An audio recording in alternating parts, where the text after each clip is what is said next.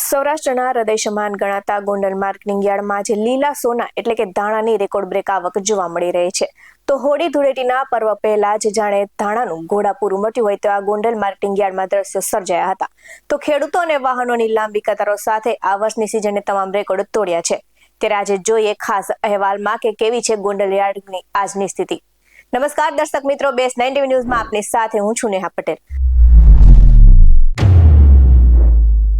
સૌરાષ્ટ્રનું Gondal marketing yard આજે ફરી એકવાર રાજ્યભરમાં ચર્ચાનું કેન્દ્ર બન્યું છે. તો હોળીના તહેવાર પહેલા જ ખેડૂતોમાં દાણા વેચવાની એવી તો પડાપડી થઈ છે કે યાર્ડના તમામ રસ્તાઓ જામ થઈ ગયા છે અને દ્રશ્યમાં જોઈ શકાય છે કે અંદાજે 1.50 લાખ ગુણી ધાણાની આવક સાથે યાર્ડમાં કે પગ મૂકવાની જગ્યા બચી નથી. તો યાર્ડની બહાર આશરે 2000 જેટલા વાહનોની 5 થી 6 કિલોમીટર લાંબી કતારો લાગી છે. તો ગોંડલની આસપાસના હાઈવે પર ખેડૂતોની મહેનત અને આશાનું પ્રતીક બનીને ઊભી છે. તો ભાવની વાત કરીએ તો હરાજીમાં ધાણાના 20 કિલોના ભાવ 1151 થી લઈને 2301 રૂપિયા સુધી બોલાયા હતા. જ્યારે ધાણીમાં પણ તેજીનો પારો રહ્યો હતો અને 3600 ને આંબી ગયો હતો.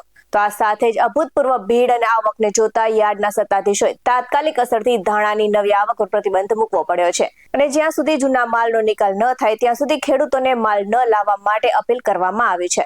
તો સમગ્ર સૌરાષ્ટ્રભરમાંથી ખેડૂતો અહીં શ્રેષ્ઠ ભાવની આશાએ આવે છે. અનાજની આવકે તમામ જૂના રેકોર્ડ તોડી નાખ્યા છે. તો આમ ગોંડલ માર્કેટિંગ યાર્ડ ફરી એકવાર સૌરાષ્ટ્રના કૃષિ બજારનું કેન્દ્રબિંદુ સાબિત થયું છે. ત્યારે વધુ વિગતે સાંભળીએ યાર્ડના ચેરમેનની પ્રતિક્રિયા. આજ રોજ ગોંડલ માર્કેટિંગ યાર્ડમાં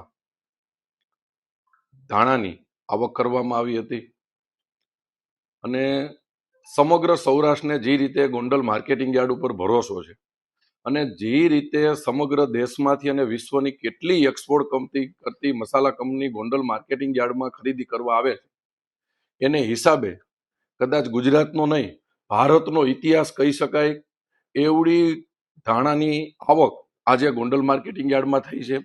ગોંડલ માર્કેટિંગ યાર્ડમાં આશરે લગભગ 1.5 લાખ કરતાં પણ વધારે ગુણીની આવક થઈ છે અને એને હિસાબે કાલે ખૂબ જ લાંબી લાઈનો લાગી હતી.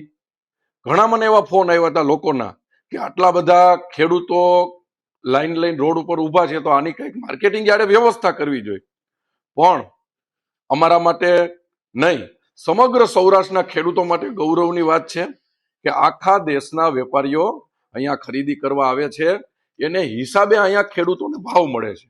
આ વર્ષે ખેડૂતોને ધાણાના ભાવ જોવો તો 1100 થી 2300 રૂપિયા જેવા ધાણાના ભાવ છે, જ્યારે ધાણીના ભાવ 1250 થી 3600 રૂપિયા જેવા ધાણીના ભાવ ખેડૂતોને મળે છે.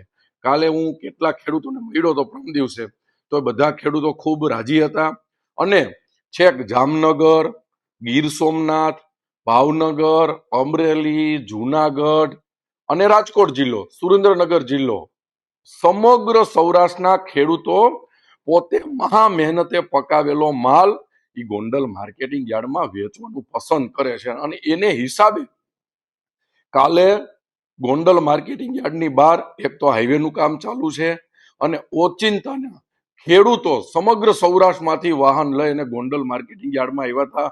તમને વાત જાણીને અચરજ થાય કે કાલના દિવસમાં 1.5 લાખ બોરી એક જ સાંજે એક જ રાતે 1.5 લાખ ગુણી ધાણાની આવક હતી, 30,000 ગુણી ઘઉંની આવક હતી અને 35,000 ગુણી ડુંગળીની આવક હતી. તો આ બતાવે છે કે સમગ્ર સૌરાષ્ટ્રના ખેડૂતોને ગોંડલ માર્કેટિંગ યાર્ડ ઉપર ભરોસો છે અને ખેડૂતો અમારા ભગવાન છે. અમે અહીંયા ખેડૂતોની વ્યવસ્થા કરી છે, ખેડૂતોને ભાવ વધારે મળે એના માટે પ્રયત્ન કરી છે. એટલે ખેડૂતો 10-12 માર્કેટિંગ યાર્ડ વચ્ચે મૂકી અને ગોંડલ માર્કેટિંગ યાર્ડ પસંદ કરે છે. આ વાત મારે એટલા માટે કહેવી પડે છે કે કાલે હજારો વાહનો જ્યારે લાઈનમાં ઊભા હતા ત્યારે એક ડમ્પર વાળાએ એક ટેમ્પાની અંદર એક ગુણી તૂટી. હવે લાખો ગુણીની આવકમાં એક ગુણી તૂટી, એમાં એવી મોટી હડકંપ મચાવી દીધી કે ગોંડલ માર્કેટિંગ યાર્ડમાં કોઈને ધ્યાન જ રહેતું નથી. ખેડૂતો હેરાન થાય છે. આ ખેડૂતો હેરાન થતા નથી. આટલા લાખ ખેડૂતો અહીંયા આવે છે, ખેડૂતોનો પ્રેમ બતાવે છે અને ખેડૂતોનો પ્રેમ જીતવો એ સહેલો નથી. ખેડૂતોને અહીંયા ભાવ મળે છે એને હિસાબે ખેડૂતો આવે છે. અને હજી તમને કહી છે કે હજી વિશ્વની જેટલી કંપની ગોંડલ માર્કેટિંગ યાર્ડમાં ખરીદી કરવા નહીં આવતી હોય એ બધી જ અહીંયા બોલાવશું આવશું. એનું કારણ એ છે કે અહીંના ખેડૂતોને જાજો ભાવ મળે, સૌરાષ્ટ્રના ખેડૂતોને. એ જ અમારી અપેક્ષા છે. અને ખેડૂત અમારો ભગવાન છે. ખેડૂત અહીંથી હસતા હસતા જાય છે ને, એનું સર્ટિફિકેટ અમારે એકદમ સરસ મળે. આવા જ બધું અહેવાલ સાથે ફરી મળતા રહીશું. તમે અમારી યુટ્યુબ ચેનલને સબસ્ક્રાઇબ કરવાનું, અમને ફેસબુક અને ઇન્સ્ટાગ્રામ પર ફોલો કરવાનું ભૂલશો નહીં. બાકી નવી અપડેટ્સ મેળવવા માટે જોતા રહો BS9 TV ન્યૂઝ. નમસ્કાર.